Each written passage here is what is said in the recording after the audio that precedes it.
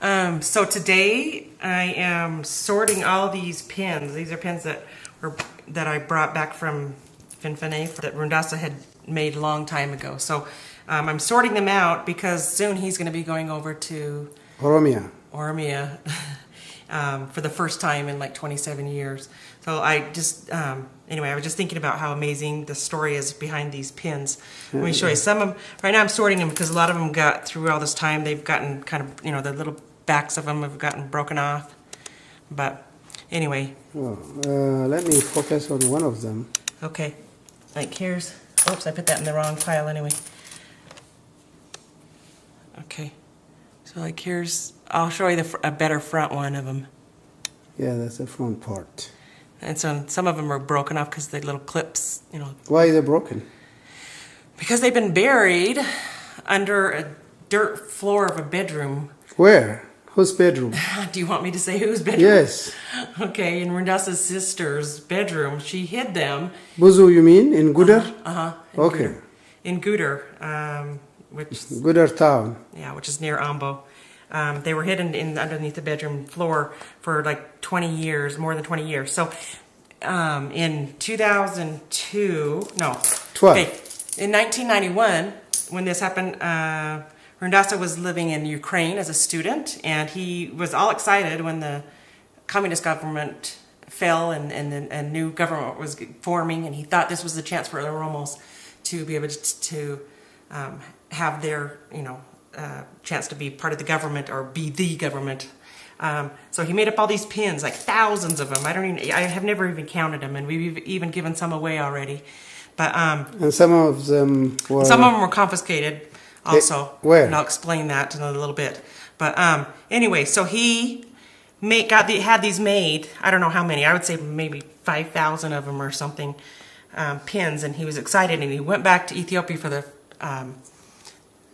to go back there to see if he could take them there and to celebrate the victory. So on these little pins, it says, I don't know if you want to focus in on it or if you can see it, but it says, "Victory to the Oromo people, 1991. Yeah, it's hard to put it in it's really hard to say that right small. there. But anyway, it's very teeny, but that's what these, and then this is the Oromo Liberation Front flag.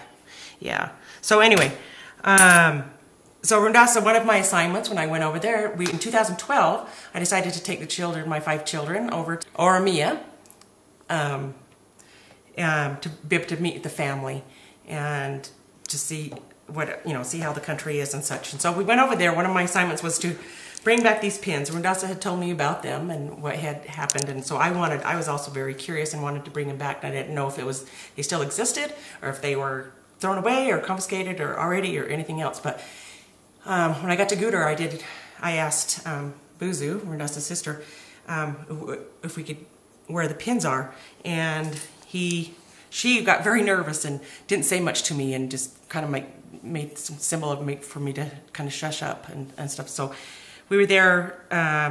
It was probably like a week later when it was going to be our last day that we were there in Gudar, and before we were going to come back to the capital city and then go to the airport.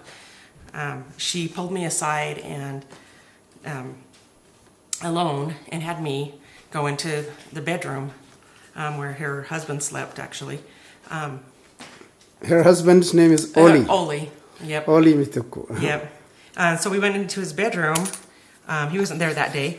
And she pulled up a rug, and then she pulled up like this linoleum flooring that was on the floor. And she had a shovel, and she started digging in the ground just underneath, in the middle of the floor. And I thought, what? I didn't even realize that there was that it was a dirt floor because of the linoleum and stuff. It just didn't look like a dirt floor. But anyway, she was digging and digging. And I thought, oh my goodness, okay, this really is like a hidden thing. They really were nervous or scared, and so they said they had kept them there all those years, for like 20 years. And she got down about a couple feet down in the ground, and then there was this big bag of all these pins, and so we just pulled them out. She kept pulling them out, and I thought, my goodness, and they're heavy. I mean, I don't know how much this weighs, but this alone probably weighs, gosh, maybe 30 pounds? 50. That's very heavy. I don't know. Anyway, and so we got them, and it was just kind of difficult to figure out how to transport them, but anyway, we ended up taking them. These are all the, you want me to just These are so far all the broken ones. There's just tons of them. And if I were to, I'll keep these kind of separate because I'm sorting them. These are the good ones so far.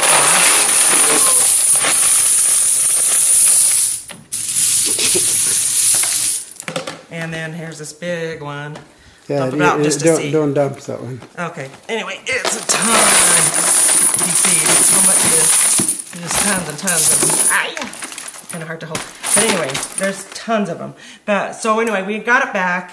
I was nervous. I kept them in the bedroom of the place we were staying, and I didn't really want other people to know. Boozer didn't want me to let other people know really that I had them, and I just tried to keep it a shush shush but I started getting nervous myself when I was trying to figure out how to pack these all to take them back home. I had quite a bit of luggage. Come back to America. America. Yeah. From Finfinny, you mean? Yes.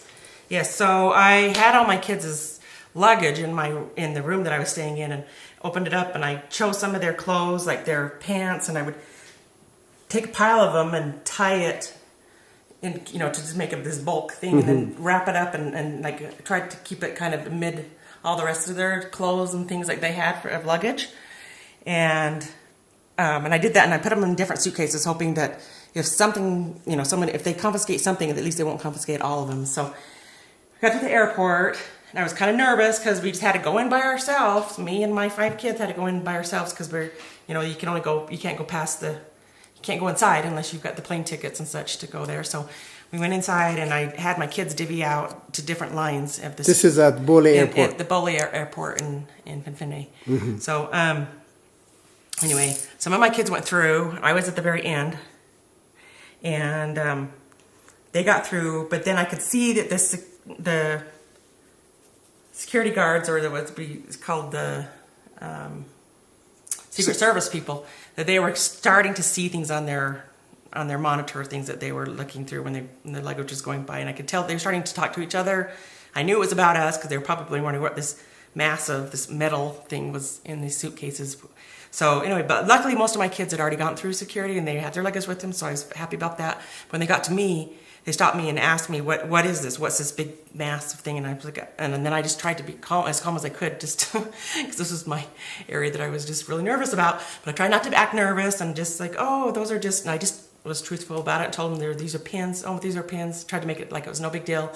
These are pins my husband made a long time ago, more than 20 years ago, and he had left them in the country, but now he lives in America, and we wanted to bring him back and just get him out of the country and take him back because he's not going to do anything with them. So, and I know that they were just confused what to do with this white American lady, and or how to handle me or whatever, because they didn't want to make a big deal about it, but didn't know anyway what to do. So they pulled me aside and made me stay away from the rest of the people, but I was just glad that they didn't make me leave to a whole other room, because I was worried about my kids being left there by themselves and not knowing where their mom was going and when she's going to return or not, or something like that. So anyway, they just pulled me aside to a different portion of the room, and there was probably 10 of them that were around me and asking me, and I just kept I stuck to my same story, which is the truth. It's just these pins that were made a long time ago, more than 20 years ago, and we just wanted to take them back home, bring them to America, just because there was no reason to keep them there and stuff. But anyway, so finally, and I kept saying, oh, you can have some, and if you want, you can keep some for yourself and whatever. And they end up keeping a couple, bunches of them, a couple. Ziploc and bag? No, I didn't have them in bag. How did they? Maybe they put them in Ziploc. I can't even remember how they took them, because I had them in clothes, is what I had them in, wrapped in clothes and stuff. But they didn't keep the clothes. Anyway, so they did take them, and I got through security and I was able to come home.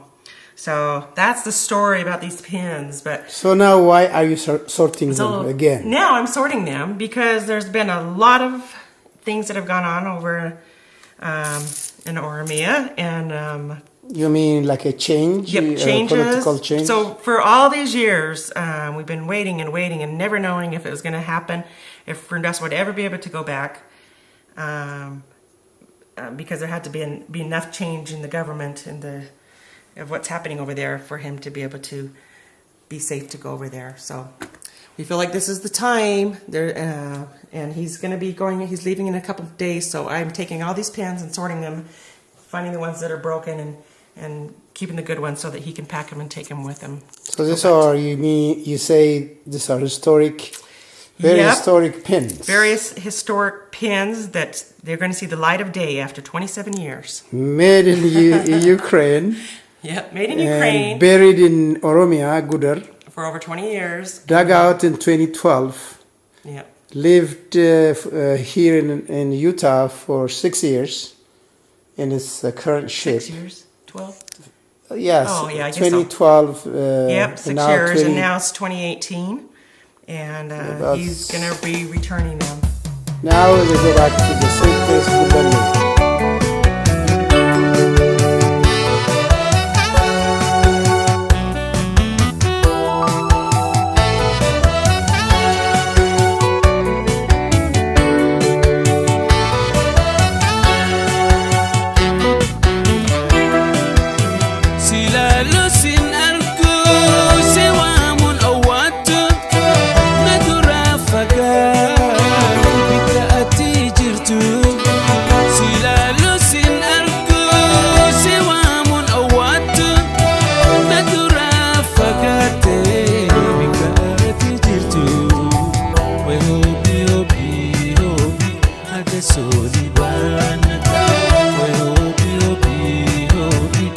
So